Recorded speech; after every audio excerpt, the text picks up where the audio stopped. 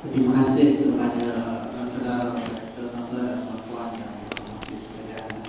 Bila kita menyebut soal apakah manfaat yang akan diperolehi daripada program-program seperti sambutan Maulid Rasul ini adalah yang pertama, kita boleh kumpul masyarakat, kita boleh kumpul rakyat, kita boleh kumpul umat Islam untuk berkumpul dalam masjid, dalam dewan dan sebagainya. Kemudian kita bicarakan tentang sirah-sirah kenabian, kita berikan tazkirah, kita adakan program ceramah agama, kita adakan program forum dan sebagainya. Yang mana semua ini adalah ilmu yang bermanfaat. Tuan-tuan dan puan-puan, dalam kehidupan kita, Allah SWT Dia cipta Nabi Adam AS, kemudian turun sebagainya, mencipta manusia.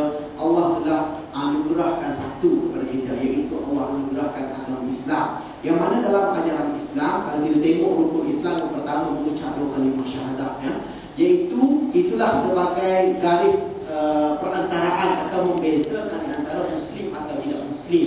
Mesti dimulakan dengan kalimah syahadat, membuktikan Islam ataupun tidak. Kemudian Allah Subhanahu Wa Taala wajibkan kita untuk menunaikan solat 5 kali sehari. Bermula seawal pagi, kita kena bangun sembahyang 2 rakaat. Kita sembah Allah Subhanahu Wa Taala.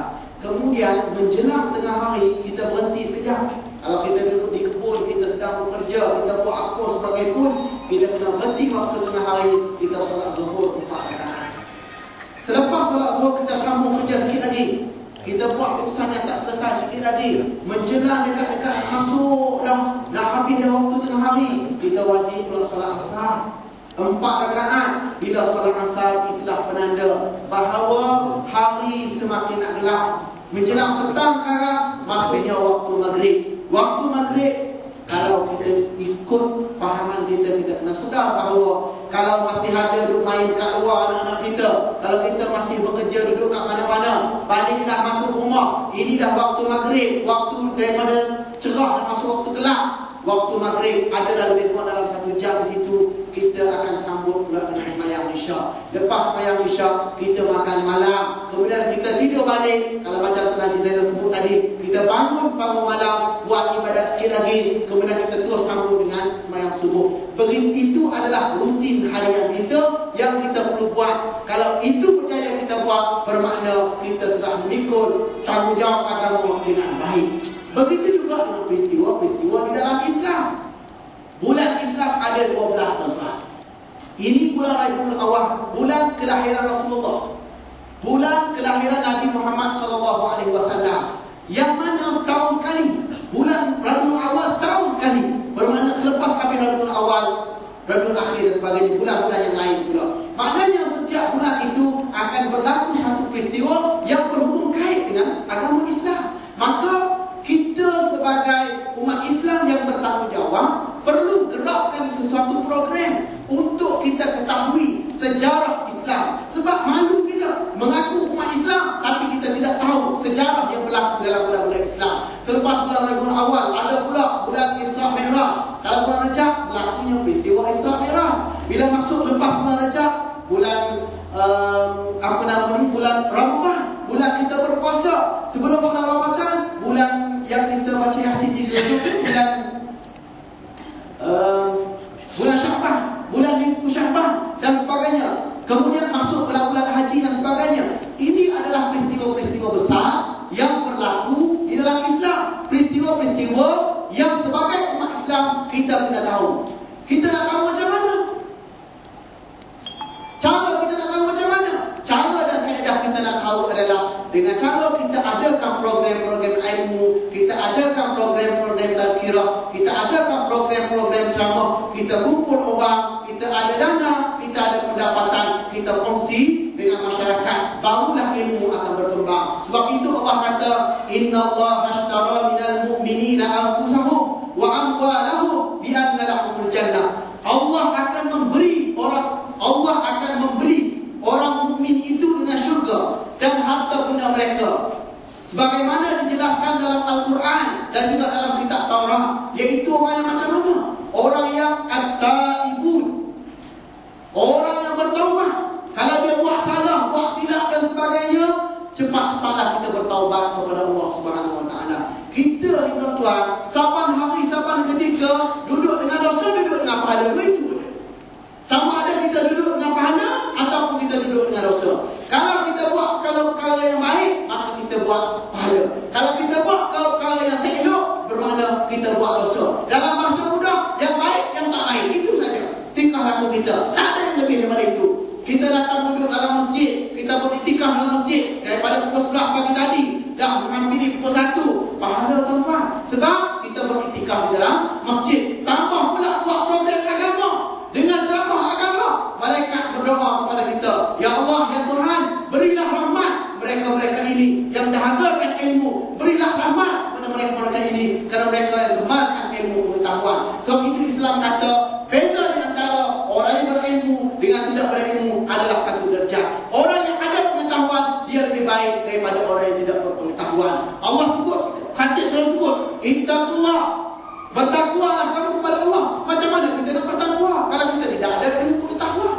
At-taibun, kalau kita buat salah, kita buat silap, kita kena bertaubat kepada Allah Subhanahu Wa Taala. Kita kena cepat sedar diri. Kalau itu kesalahan kita, mintalah ampun dengan Allah. Ya Allah, Ya Tuhanku, ampunlah segala dosaku, Ya Allah. Ya Allah, Ya Tuhanku, janganlah Engkau matikan aku sehingga Kau ampunkan semua dosa-dosaku. Selepas sembahyang tuan-tuan, kalau boleh perkara itu kita kena buat. Al-abidun, orang yang beribadah. Kita hidup sehari-hari tuan-tuan, selain daripada kita bekerja, nak dapatkan harta dan sebagainya, kita juga tak boleh lari daripada perbuatan. Kita mesti beribadah kepada Allah Subhanahu Wa Taala. Walaupun kita pergi ke kebun, menoreh kita, pergi ke ladang sawit, cok sawit dan sebagainya, itu adalah ibadah, tidak tuan-tuan. Kerana kita mencari nafkah untuk menanggung anak isteri kita. Sebab itu, sebelum kita keluar rumah, turun rumah, bacalah Bismillahirrahmanirrahim. Aku keluar bekerja untuk mencari rezeki yang halal, nak tanggung nafkah anak dan isteri. InsyaAllah tuan-tuan dapat pahala. Tapi jangan mudah keluar rumah Bismillahirrahmanirrahim, pi ambil pisang, malai tanam, malai tukang ambil. Maknanya curi tak boleh lah. Kan? Setengah perkara ni apa orang? Orang lain tukang nanam pisang, orang lain tukang nanam sawit, orang lain tukang ambil. Ini masalah. Orang lain yang pergi ambil cok sawit. Ini perkara yang tidak elok. Itu adalah pekerjaan yang tidak elok. Al-abidun, kita beribadat. Bila kita sebut ibadat, ada ibadat wajib, ibadat fardu ain yang kita kena buat. Solat, haji, puasa, zakat dan sebagainya. Itu adalah ibadat fardu ain. Dan ibadat yang melibatkan ibadat yang satu lagi adalah ibadat yang melibatkan umat yang lain, iaitu kita menuntut ilmu dan sebagainya. Itu juga adalah sebahagian daripada ibadat yang kita kena buat. Kenapa? Tidak tanduk kita. Kalau kita buat sesuatu perkara, kita tidak mengetahui dengan mendalam, maka kita adalah orang yang rugi. Kita buat perkara tapi kita tidak tahu baik ke buruk, itu adalah menandakan kita orang yang rugi. Al-abidun, al-sa'ihun, mereka yang sanggup keluar rumah tuan-tuan, sanggup keluar daripada rumah untuk menuntut ilmu. Al-sa'ihun, mereka yang keluar daripada rumah untuk menuntut ilmu, iaitu mencari keridaan Allah Subhanahu Wa Taala. Ar-raki'un, satu lagi ialah mereka yang rukuk. As-sajidun, mereka yang rukuk dan sujud. Yang ini susah nak cari tuan-tuan. Yang ini susah nak buat tuan-tuan. Sebab apa? Kalau kita tengok banyak masjid, banyak surau, kalau subuh solat imam, solat bilal saja. Kemudian ada jemaah 3 rakaat. Faham ke maksud saya 3 rakaat? 3-4 orang. Sekampung ada 3-4 orang, mana pergi? Mana pergi jemaah-jemaah yang lain? Kalau kita nak lihat kekuatan umat Islam, lihatlah kepada penuh atau tidak penuh solat subuh ni. Kalau kita nak lihat kekuatan penyatuan umat Islam, lihatlah masjid dan suraunya penuh ke tidak. Tapi biasanya penuh kalau hari ni kita buat ada sembahyang fardu dan sebagainya di surau, malam ada penuhi kendara, penuh lah malam. Pasal apa? Lepas makan, macam yang Ustaz Azhar itu sebut apa? La ilaha illallah, gulai ayam kuah sebelah. Macam tu lah lebih kurang. La ilaha illallah, gulai ayam kuah sebelah. Kerana ada makan ramai orang, setengahnya begitu lah. Itu adalah perkara yang tidak tepat. Maknanya untuk melihat kekuatan umat Islam tuan-tuan dan puan-puan, kita mesti jaga solat berjemaah. Bukan tugas tu imam dan tu ilah saja. Bukan tugas kita ke masjid saja untuk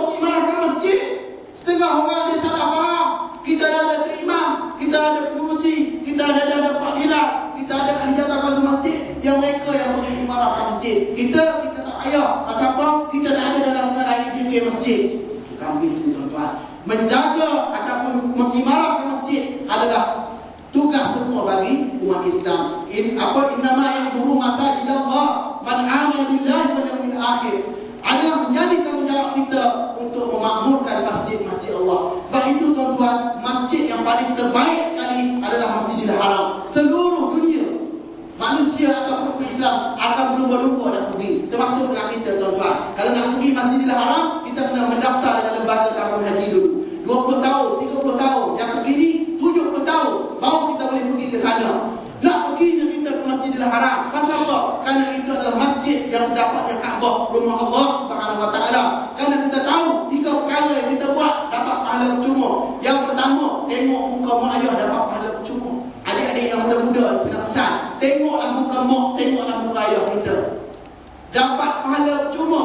Yang kedua, kita tatap Al-Quran. Tak henti baca, buka Al-Quran, kita tengok dapat pahala tuan-tuan. Yang ketiga, kita tengok Kaabah, dapat pahala tuan-tuan. Semua ini kita nak pergi ke Masjidil Haram. Kenapa? Kerana kita tahu besarnya ganjaran pahala, 1000 kali ganda pahala akan dapat pergi semayang di Masjidil Haram dan sebagainya. Tuan-tuan dan puan-puan, kalaulah 70 tahun masa yang kita ambil untuk pergi melawat Masjidil Haram, masa tak sampai 7 minit kita nak mari masjid. Masjid dalam kampung kita pun dapat pahala juga tuan-tuan. Kenapa? Sembahyang kita menghadap ke arah kiblat, iaitu kita menghadap ke arah Kaabah. Kalau semua berbilion umat Islam nak pergi memenuhi Masjidil Haram, tak kuat tuan-tuan. Sebab itu Allah pilih sebahagian boleh berada di sana dan sebahagian mengimarahkan masjid-masjid di tempat-tempat mereka, di kampung-kampung mereka. Ini adalah menjadi tanggungjawab asas kepada kita sebagai umat Islam khususnya. Tak kira kita duduk di bandar, kita duduk di kampung, kita duduk di Ceruk Rantau dan sebagainya, mengimarahkan masjid adalah tanggungjawab kita semua, bukan tanggungjawab Pak Imam dengan Pak Bilal saja. Sebab itu saya mula-mula sampai tadi saya bercakap dengan setiausaha. Saya kata masjid ni dah lama ke baru? Dia kata masjid ni lama, lebih kurang 11 tahun lebih. Betul, 11 tahun lebih lah lama saya. Saya kata masjid ni mungkin kali datang puasa yang ada sekarang, dia kena perbesarkan. Saya tanya dia masa apa? Buah buntung tak ada, tak nampak macam masjid. Promosi. Saya kata kalau boleh kena kumpul dana, kita pakat ramai-ramai, bagi sumbangan, kita bubuh. Tak tahulah sini panggil apa. Kalau Kelantan kita panggil buah buntung, sini panggil kubah ke apa. Dia nampak masjid kita besar. Kalau ada dana, ada lebih, kita buka luaskan lagi. Sebab apa? Generasi manusia makin hari makin tambah. Mungkin tak tanyalah Pak Imam, kan hari Jumaat satu mesti ada orang kahwin, betul tak? Kahwin cukup 9 bulan dapatlah seorang, tambah satu jemaah. Kan? Maka masjid pun kita kena buat perancangan. Kita besarkan masjid. Kita perkara-perkara mengajak manusia ke arah kebaikan, ini adalah tugas kita semua. Sebab tu Islam kata al-ilmu bilal amali kasajari bilal samari. Ilmu yang ada, kalau kita tidak manfaatkan, utama pokok ada tapi tak berbuah. Mustahil takkan kita tak ada ilmu pengetahuan daripada umur 7 tahun sehingga umur 70 tahun. Takkanlah tidak ada sedikit ilmu pengetahuan. Tapi oleh kerana masyarakat kita suka ambil satu tindakan yang saya sebut, tak nak campur. Rumah tangga hang punya pasal, aku punya apa? Aku punya kubur, aku punya kubur, aku punya kubur, aku punya kubur. Betul, itulah betul, saya tak tahu dah betul. Tapi nak sebut setengah daripada kita bersikap tidak mahu mengambil tahu di antara satu sama lain. Sebab itu tuan-tuan, kalau tuan-tuan tengok masyarakat, khususnya masyarakat tempatan di tempat kita menjadi huru hara. Yang muda tak mesti nak hormat yang tua, yang tua tak ambil tahu pasal yang muda-muda. Masyarakat jadi bukan kacil. Siapa yang nak mainkan peranan ini? Siapa yang nak mainkan peranan untuk nak tarik yang muda kepada perkara-perkara yang baik? Maka sebab itu kita akan ambil jalan yang sama tengah. Yang tua memberi nasihat kepada yang muda perkara-perkara yang baik. Yang muda dengarlah nasihat yang tua. Sebab itu Islam kata, ya ayyuhallazina amanu qu anfusakum wa ahlikum nara. Wahai orang-orang yang beriman, jagalah diri kamu dan ahli kamu daripada api neraka. Islam, Al-Quran pesan pada kita, kita kena jaga diri kita. jaga tingkah laku kita, jaga tutur kata kita, jaga perangai kita, jaga akhlak kita. Sebab kadang-kadang budak-budak tengok kita nak tegur dia balas balik dengan kita. Hang dengan aku 2 kali 5 10, sama-sama nakal. Hang pun 50, hang pun main kitab 52, aku pun main kitab 52. Faham? Kita 52. Dia tepuk-tepuk bancur. Ya? Yang main dalam teruk je lah. Hang cakap tentang soal kebaikan dan sebagainya, tapi anak aku terlibat dengan aku juga. Itu ini sangat ada sekali. Ini perkara-perkara yang berlaku. Sebab itu tuan-tuan, jalan tengahnya ialah kita mengambil satu pendekatan, kita menjaga diri kita supaya tindakan kita dari segi tingkah laku kita, akhlak kita, perbuatan kita, rumah tangga kita, kehidupan kita adalah kehidupan berasaskan ajaran Al-Quran, berasaskan panduan yang ditunjukkan oleh Rasulullah SAW.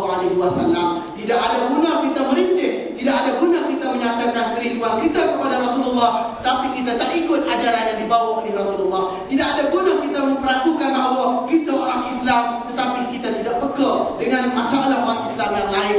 Tidak boleh kita mengatakan kita seorang saja yang paling kuat beriman, kita seorang saja yang paling banyak bertakwa, tapi kita lupa kepada tanggungan-tanggungan kita. Umpamanya suami tak boleh lupa kalau isteri tak tutup aurat, menjadi kewajipan untuk suami menegur isteri. Kalau anak pakai sendal, pakai ketat, menjadi tanggungjawab ibu dan bapa menegur anak-anak. Jangan sampai anak kita pakai tudung, naik atas pentas, orang daripada Korea Selatan datang peluk, datang cium, sayang seluruh satu Malaysia. Kita pula yang tak ada kena-mengena, pakai tutup, pakai kata, kita pula yang berdosa. Jangan sampai seperti itu. So itu kita kena tukar minda kita kena ubah pendirian kita kena ubah senario masyarakat kita. Tegur menegur membawa kebaikan, tegur menegur membawa berkah, tegur menegur ke arah jalan yang baik, bukannya cerca mencaci untuk memunah-munahkan masyarakat. Yang itu kita kena tolak ke tepi. Tolaklah kepentingan pribadi, letaklah kepentingan agama sebagai asas untuk kita melihat kampung kita sejahtera, negeri kita aman damai, negara kita bahagia, insya-Allah. Wallahu a'lam.